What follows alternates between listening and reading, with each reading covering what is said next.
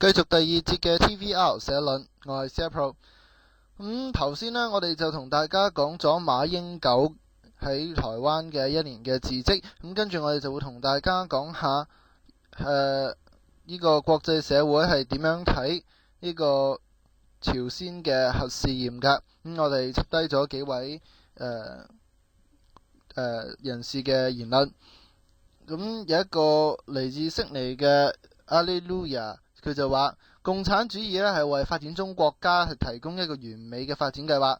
當我哋睇中華人民共和國嘅歷史嘅時候，由於核武試驗成功，中國政治形勢大改，更加嘅係隨住經濟發展，人民嘅生活水平不斷提高。點解啲人仍然企喺對面，用負面嘅方向嚟到睇事物呢？真係好荒謬。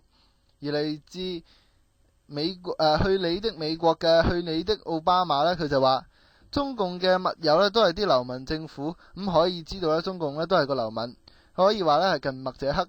美國呢應該比任何時候都有理由領導聯合國係進軍朝鮮，解放嗰度嘅人民㗎。我敢話中共決唔敢好似50年前咁樣進軍助朝嘅，因為中國人民已經厭惡中共同朝貢。中共進軍助朝嘅結果只係會令中共自己都倒台。奧巴馬，世界人民支持你進軍朝鮮，因為今次你係得到多助者。而我呢，就認為，其實朝鮮射核武呢個概念呢，其實可以引申得有趣一啲。大家試諗一下，一個小朋友喺學校不斷同同學打交、抄功課、上堂瞌眼瞓。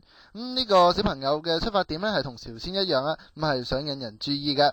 但係喺呢個大課室入邊，老師又管唔晒咁多個小朋友，呢個小朋友呢，就被忽視啦，而且佢成績又唔好啦，操行又差，成日又見家長，令佢自尊呢就受創。有一日呢，佢決定引下人注意，攞支粉筆掉落去佢一個大迪嗰度，就係頒獎啦。其他同學同老師呢都好嬲，要求個小朋友放翻低支粉筆，同埋開會傾下，問下佢想點。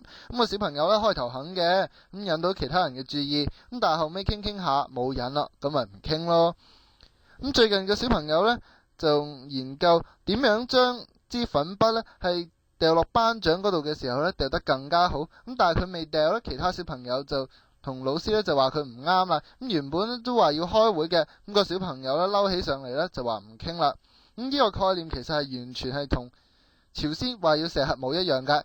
只不過呢係頒獎換成咗美國，其他小朋友就換成咗其他係六方會談嘅國家，而呢個老師呢應該就係聯合國啦。其實一句講到尾，朝鮮都係想人哋經濟援助下佢，就好似嗰個小朋友咁樣，只要有人去關心下佢，咁佢咪唔會攞支粉筆去掉下頒獎咯。跟住我哋又會講下係內地嘅網民呢係點樣睇6.4嘅事件。尾號00係內地手提號碼尾號0035嘅呢位人士，佢就話6.4係中國民主運動嘅先導。而家呢，共產黨打住人民民主專政嘅旗幟嚟專政人民，好多真正嘅聲音唔能夠得到放出。尾號8572嘅佢話，我喺高中嘅時候先至了解學潮，咁都係拜9黨嘅消息封鎖所賜啦。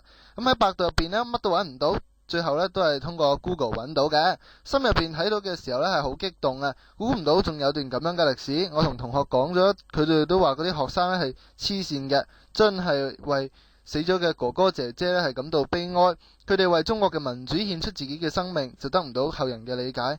20年之際，願佢哋喺天堂安好。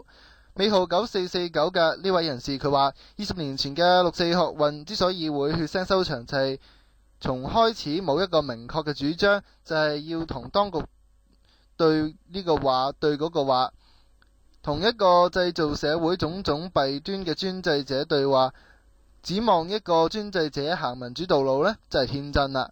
而對於中共當時指責學生示威行為係有組織有預謀嘅，要推翻中共嘅領導、推翻社會主義制度嘅言論，學生呢亦都閃爍其詞，好似話佢哋喺度做緊一啲醜事咁，冇組織冇預謀，點樣能夠有一致嘅行動呢？學生呢亦都應該旗幟鮮明咁話我哋嘅目的呢，就係唔要現行嘅制度，要建立一個真正嘅民主共和國。但係佢哋又冇話喎，而家呢，咁呢，就算喺後嚟呢，亦都係受到中共嘅武力威壓。趙紫陽呢，亦都冇明確講明自己嘅政治理想，喺勸示威嘅學生嘅言語嘅時候呢，亦都係含含糊糊。事後仲回憶話學生聽唔懂佢嘅話，到咩時候啦，仲要人哋去揣摩佢講嘅話，再講嗰啲學生被寵得太自負，將人哋嘅好心規勸呢就當耳邊風。直到尾號3571嘅呢位人士，佢就話作為90後呢係感到震驚，洗腦18年，歷史教科書、廣播電視媒體紙媒只一隻字都未提啊，就係後嚟定性為政治風波嘅，亦都未喺學校嘅中小學嘅歷史教材上面出現。掩蓋封鎖只能意味住害怕同心虛。喺翻閱中國內地嘅呢個防火Great Firewall 之後呢，就係瀏覽信息，同胞慘死，觸目驚心，滿腦子都係仇恨，唔要平反，血債血償。翻屋企呢，佢阿媽鬧咗佢一餐，鬧佢10幾年嚟呢唔同佢講話黨呢比乜嘢都重要，原來乜都係人嘅。尾號0035嘅呢位人士話，關於地震反映出嚟嘅官員腐敗問題，中共冇正視，只係含糊嘅講咗幾句。咁如果查校舍倒塌嘅原因呢，會牽涉到中央內部嘅官員。而家中國嘅豆腐渣工程實在太多啦。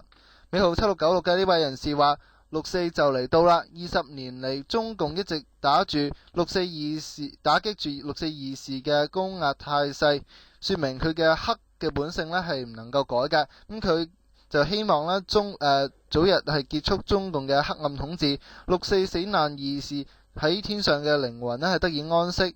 因為六四仍然喺獄中嘅義士呢係早日獲釋，希望呢中共係被綁上正義嘅審判台。